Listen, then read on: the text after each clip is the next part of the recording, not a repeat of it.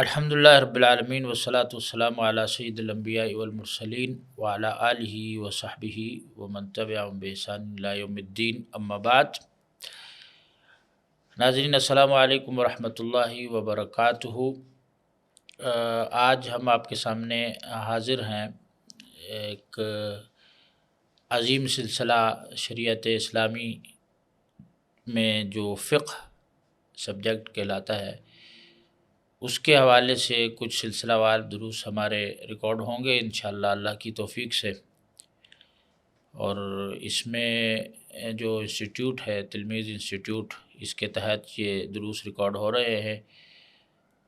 جو یہ نوجوان ہیں ساتھی ماشاءاللہ محنت کر رہے ہیں، جس میں مختلف سبجیکٹس جو اسلامی سبجیکٹس ہیں، جس میں توحید ہے، فقہ ہے، حدیث ہے، دیگر مضامین ہیں، ان کو مشائخ کو بلاتے ہیں۔ علم حدیث، علم نبوی صلی اللہ علیہ وسلم اور علم فقہ اور شریعت سے متعلقہ جو بھی علوم ہیں ماشاءاللہ اس پلیٹ فارم سے نشر ہوتے ہیں۔ اللہ تعالیٰ انہیں توفیق عطا فرمائے اور ثابت قدم رہنے کی بھی توفیق دے اور مزید آگے کام کرنے کی بھی توفیق عطا فرمائے۔ ہم جس سبجیکٹ پہ بات کریں گے یہ فقہ ہے، اور جس کتاب سے ہم یہ مقدمات آپ کے سامنے رکھیں گے یہ ڈاکٹر سلیمان رحیلی صاحب جو مسجد نبوی کے استاذ بھی ہیں اور جامعہ اسلامیہ مدینہ منورہ میں بھی جو ہے پروفیسر ہیں، ان کی کتاب ہے المقدمات للبیت الفقہی، کہ فقہی گھرانے کے لیے کوئی شخص فقہ کو پڑھنا چاہتا ہے، فقہ کا علم حاصل کرنا چاہتا ہے تو اس کو کون کون سے مقدمات جاننے ضروری ہے۔ تو اس کتاب میں انہوں نے اصول فقہ بھی تذکرہ کیا ہے، فقہ کا بھی تذکرہ کیا ہے، قواعد فقہیہ کا بھی تذکرہ کیا ہے، لیکن ہم جس ٹاپک کو فوکس کریں گے وہ ہے فقہ اسلامی کی تاریخ۔ تو سب سے پہلا ہمارا جو درس ہے وہ تعارفی درس ہے کہ فقہ کیا چیز ہے، ٹھیک ہے، اس کی تعریف کیا ہے، مفہوم کیا ہے، اور کن بنیادوں پر فقہ کا انحصار ہے۔ اس کے بعد انشاءاللہ پھر جو تاریخ فقہ ہے کن کن مراحل سے گزری اس پر بات ہوگی، اور پھر مذاہب فقہیہ جو مشہور ہیں، جیسے امام ابو حنیفہ رحمہ اللہ کا مذہب ہے، امام مالک رحمہ اللہ کا ہے، امام شافعی رحمہ اللہ کا ہے، امام احمد بن حنبل رحمہ اللہ کا ہے۔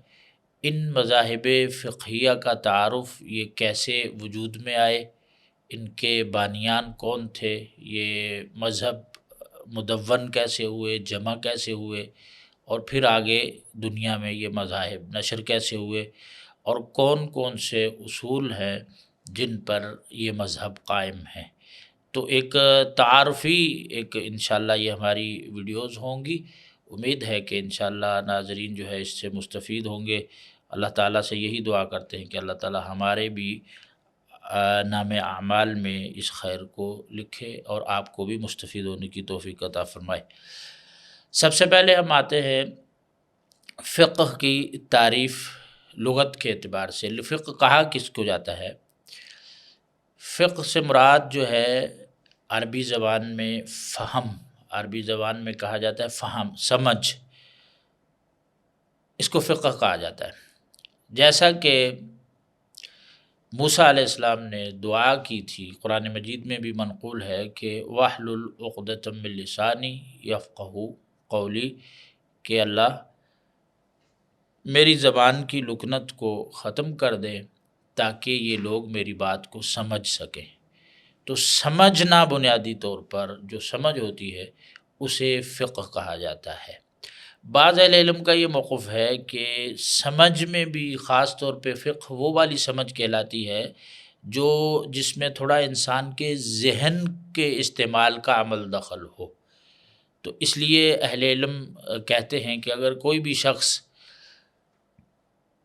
یہ کہتا ہے مثلاً کہ فقہت ان السماء فوقنا، کہ مجھے یہ بات سمجھ آ گئی کہ آسمان ہمارے اوپر ہے، تو وہ کہتے ہیں یہ فقہ نہیں کہلائے گی، کیونکہ ایک یہ سطحی بات ہے، ہر ایک جانتا ہے کہ آسمان ہمارے اوپر ہے، لیکن ایسا مسئلہ، ایسا حکم جس میں انسان کے ذہن کے استعمال کا عمل دخل ہو، وہ فقہ کہلاتا ہے۔ جیسے مثلا فقہت الاحکام الشرعیہ من الاحادیث النبویہ، کہ میں نے سمجھا احکام شریعت کو احادیث نبویہ صلی اللہ علیہ وسلم سے، تو اس میں انسان کے ذہن کا عمل دخل ہے، اس کی محنت کا عمل دخل ہے۔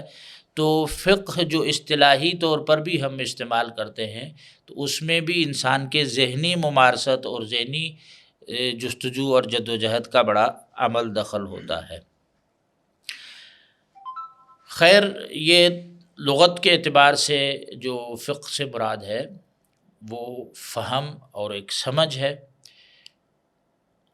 اصطلاحی طور پر یعنی کہ جو بطور فن ہم جب اس سبجیکٹ کو پڑھتے ہیں تو اصطلاحی طور پر فقہ سے کیا مراد ہوتی ہے، تو اس حوالے سے شیخ حافظ اللہ ذکر کرتے ہیں کہ جب فقہ اصطلاحاً میں بولا جاتا ہے تو اس سے 4 معنی یا 4 تعریفات مراد ہوتی ہیں۔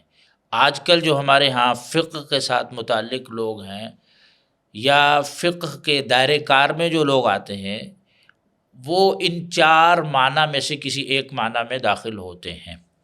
پہلا معنی یہ ہے فقہ کا کہ فہم الدین، کہ دین کو سمجھنا، فہم کل ما جاء عن النبی صلی اللہ علیہ وسلم، ہر وہ تعلیم جو نبی کریم صلی اللہ علیہ وسلم سے ہم تک پہنچی ہے اس کو سمجھنا، مع العمل بذالک، اس پر عمل پیرا ہوتے ہوئے، یہ ایک فقہ کا معنی ہے۔ یعنی فہم الدین، دین کو سمجھنا، رسول نبی کریم صلی اللہ علیہ وسلم سے جو بھی تعلیمات، احادیث، احکام منقول ہیں ان کو سمجھنا اور ان پر عمل پیرا ہونا، یہ ایک معنی ہے فقہ کا۔ تو جو شخص دین کو جانتا ہے، آپ صلی اللہ علیہ وسلم کی تعلیمات کو جانتا ہے، آپ صلی اللہ علیہ وسلم کی بتائی ہوئی تعلیمات اور شریعت پر عمل پیرا ہوتا ہے، تو مطلب وہ شخص بھی ایک فقہ سیکھ رہا ہے، فقہ کے ساتھ اس کا تعلق ہے۔ جیسا کہ امام فضیل رحمہ اللہ کا شیخ نے یہاں قول نقل کیا ہے، فرماتے ہیں انما الفقیہ الذی انطقتہ الخشیۃ، فقیہ وہ شخص ہے جو جب بولے تو اللہ کا خوف اور خشیت دل میں رکھ کے بولے، واسکتتہ الخشیۃ، اور اللہ کا خوف اور ڈر ہی اس کو خاموش رہنے پر مجبور کرے۔ یعنی کہ بولتا ہے تو خوف، اللہ کے خوف کی وجہ سے بولتا ہے، اور اگر خاموش رہتا ہے تو اللہ کی خشیت اور خوف کی وجہ سے خاموش رہتا ہے۔ ان قال قال بالکتاب والسنہ، جب وہ بولتا ہے تو کتاب و سنت کے مطابق بولتا ہے۔ ان سکت سکت بالکتاب والسنہ، جب خاموش رہتا ہے تو کتاب و سنت کے کو سامنے رکھتے ہوئے خاموش رہتا ہے۔ وَإِنِ اشْتَبَهَ عَلَيْهِ شَيْءٌ وَقَفَ عِنْدَهُ، اگر کوئی چیز اس کے ہاں متشابہ آ جاتی ہے، جس کی اس کو سمجھ نہیں ہے، وہ ادراک نہیں ہے، اس کو جو ہے وہ صحیح سے انڈرسٹینڈ نہیں کر پا رہا، تو فرمایا وقف عندہ، تو پھر وہ اپنی طرف سے کوئی رائے نہیں دیتا بلکہ توقف اختیار کرتا ہے۔ وردہ الی عالمہ، پھر جو اس کا عالم ہے اس مسئلے کو اس کی طرف ریفر کر دیتا ہے۔ یہ اصل میں فقہ ہے۔